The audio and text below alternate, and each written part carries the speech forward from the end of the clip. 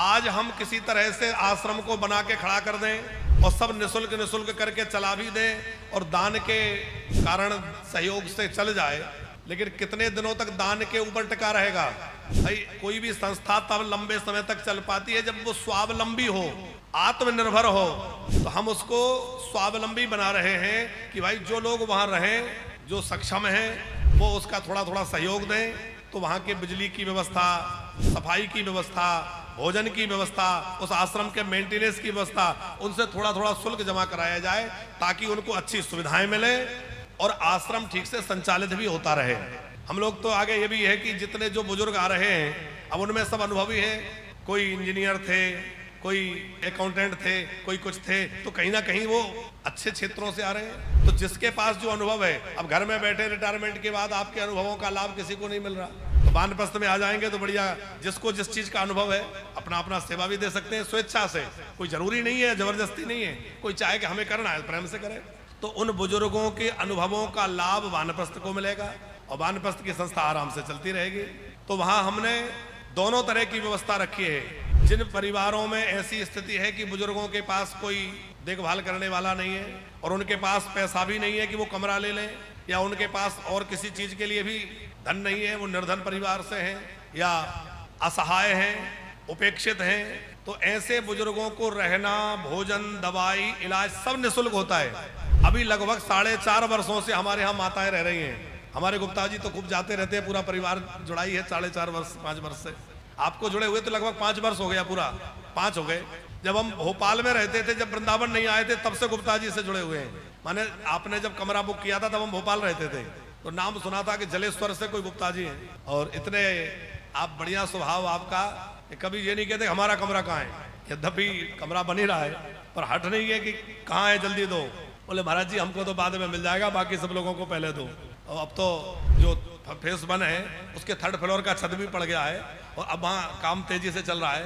तो 3rd floor में आपका जो कमरा है वहाँ भी बहुत जल्दी सब काम संपन्न हुआ जा रहा है। तो हम आपसे निवेदन कर रहे हैं कि 4.5 वर्षों से जब से हम वृंदावन आए तब से उन बुजुर्ग माताओं की सेवा हो रही है जो अपने अपनों से पीड़ित होकर आए हैं। ऐसी स्थितियां हैं कि बच्चे जो है ले जा करके जहां तहां चौराहों पर छोड़ाते हैं माँ बाप को। ऐसी भी समाज में घटनाएं हो रही हैं। धोखे से उनकी प्रॉपर्टी अपने नाम करा ली, घुमाने ले गए, छोड़ाए। अभी आपने एक वो अखबारों में पढ़ा होगा, 80 करोड़ रुपए के मालिक थे और बड़े अच्छे साहित्यकार थे जिन्होंने अपने जीवन में 400 बुकें लिखी। बहुत अखबारों में आया था, सोशल मीडिया में भी आया था, वो कुछ दिन पुरानी घटना है।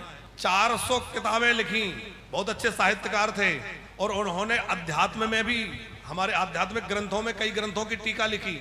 और उनका बच्चा जो है विदेश में, अमेरिका में कहीं रहता है, बेटी भारत में ही है, वो भी सुप्रीम कोर्ट में एडवोकेट है।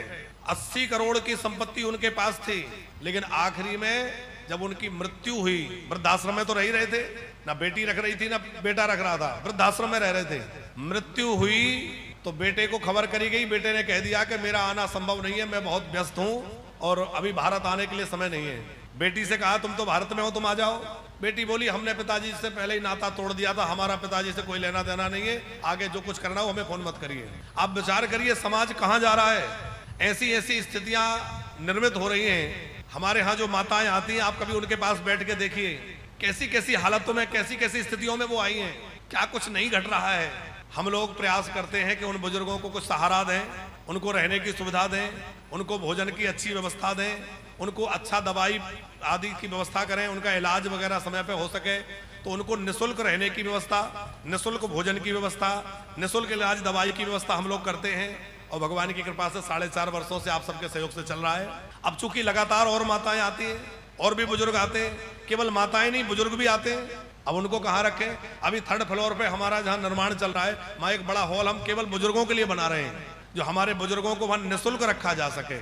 जो असहाय हैं, निर्धन हैं, उनके लिए पूरी व्यवस्था वहाँ रहे और वहाँ उनको दवाई, पानी, भोजन सब मिले, तो वो व्यवस्था भी हो रही है। वानप्रस्थ धाम का जो फेज 2 बन रहा है, उस फेज 2 में भी हम लोग ऐसे तमाम हॉल बना रहे हैं जहाँ ऐसे बुजुर्ग जो असहाय हैं, जो निराश्रित हैं, उनको रखा जा सके। और वानप्रस्थ का दूसरा पार्ट जो है वो है जिसमें दंपत्ति बड़े आराम से आके रहें। घर में भले ही सुख सुविधा है, मन में इच्छा हुई कि अब चलो किसी धाम में, तीर्थ में रहेंगे, तो तीर्थ में रहने की मन में भावना हो गई तो आप बढ़िया अपना कमरा लें, प्रेम से रहें। तो कमरे की जो व्यवस्था है वो अलग है और निःशुल्क वाली व्यवस्था अलग है। वो हॉल में रहते हैं और शुल्क वाले कमरे में, दोनों के लिए अलग अलग तरह की व्यवस्था है, अलग अलग तरह से भोजन की व्यवस्था, वो सब व्यवस्था इस तरह से बनाई जा रही है। भोजन एक जैसा ही होता है पर उनको कराने की व्यवस्था अलग अलग जगह, ताकि किसी को किसी से परेशानी ना हो।